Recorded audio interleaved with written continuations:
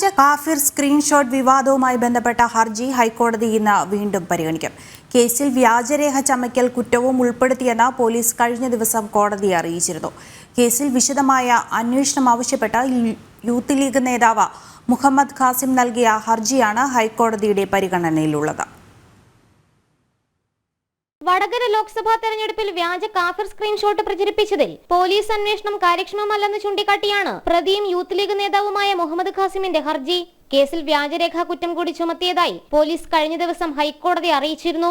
Case അന്വേഷണത്തിൽ തൃപ്തിയുണ്ടെന്ന് കോടതി വ്യക്തമാക്കിയിട്ടുണ്ട്. ഇടത് സൈബർ ഗ്രൂപ്പുകളാണ് ആദ്യം വ്യാജ സ്ക്രീൻഷോട്ട് പ്രചരിപ്പിച്ചതെന്നാണ് പോലീസിന്റെ റിപ്പോർട്ട്. വ്യാജ സ്ക്രീൻഷോട്ട് പോസ്റ്റ് ചെയ്ത പോരാളി ഷാജി ഫേസ്ബുക്ക് പേജിന്റെ ഉടമ വഹാബിന്റെ അടക്കം മൊബൈൽ ഫോണുകൾ പിടിച്ചെടുത്തതായും പോലീസ് ഹൈക്കോടതി അറിയിച്ചിട്ടുണ്ട്. പിടിച്ചെടുത്ത ഫോണുകൾ ശാസ്ത്രീയ പരിശോധനയ്ക്ക് അയച്ചിട്ടുണ്ടെന്നും പോലീസ് കോടതിയിൽ വ്യക്തമാക്കിയിരുന്നു. അതേസമയം മുഹമ്മദ് ഖാസിമിനെ പ്രതിപട്ടികയിൽ നിന്നും ഒഴിവാക്കിയിട്ടില്ലെന്നും ഖാസിമിന് 9 സിം കാർഡുകൾ ഉണ്ടെന്നും ഇതുപയോഗിച്ച് ഏതൊക്കെ വാട്സ്ആപ്പ് ഗ്രൂപ്പുകളിൽ അംഗമാണെന്ന കാര്യം പരിശോധിക്കുന്നുണ്ടെന്നും സർക്കാരും അറിയിച്ചിരുന്നു. ജനം, കൊച്ചി.